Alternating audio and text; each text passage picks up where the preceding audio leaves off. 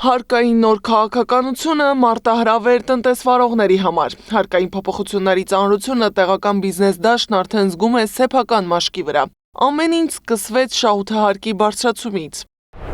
Այդ կրկնապատկումը փաստացի չբերեց հարկային մուտքերի ակնկալվող ավելացման, այլ հակառակը այդ մուտքերը շատ չնչին չափով ավելացան, համարյա նույն չափով, ինչ որ դրանք ավելացել են 2024 թվականի սկզբին։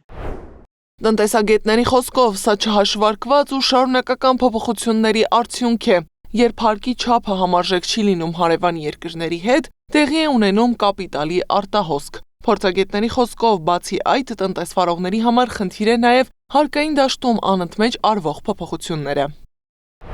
Աճում է տնտեսական ռիսկը եւ չեն կարողանում ներդրողները գոնե միջնաժամկետ պլանավորում անեն։ Երրորդ կարևոր հանգամանքը հարկային վարչարարության արդյունավետությունն է, այսինքն երբ որ հարկային վարչարարությունը վերածվում է տերորի, հարկային տերորի, դա արդեն էական եւ անչափելի ռիսկ է բերում տնտեսվարողների համար։ Կառավարության նոր փոփոխությունների արդյունքն արդեն տեսանելի է, բազմաթիվ տնտեսվարողներ իրենց բիզնես կապիտալը տեղափոխել են հարևան Վրաստան։ Տնտեսագետի խոսքով արտահոսքային ոլորտներից է, որոնք ունեն զարգանալու պոտենցիալ։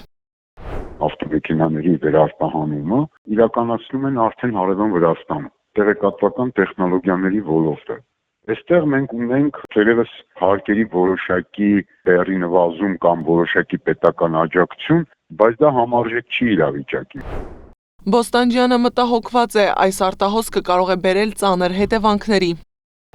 Որևէ մի կապիտալ կիրառող գործադրող չի կարող ասել, որ վաղը ահավոր ռիսկերի պայմաններում, ասենք, այդ կապիտալը մնա որպես այդպիսի։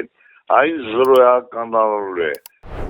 Հայաստանից հեռանում է նաև օտարերկրյա կապիտալը։ Սա է ցույց տալիս պաշտոնական վիճակագրությունը։ Տնտեսագետների խոսքով հարկային այս քաղաքականությունը պահելով այլևս չենք ունենա հայրենական բիզնես։ Դրանք կգնան այն երկրներ, որտեղ հարկային քաղաքականությունը ձեռնտու է սեփական գրպանին։ Գառնի Մութաֆյան, Նոնա Գևորգյան, ABC Media։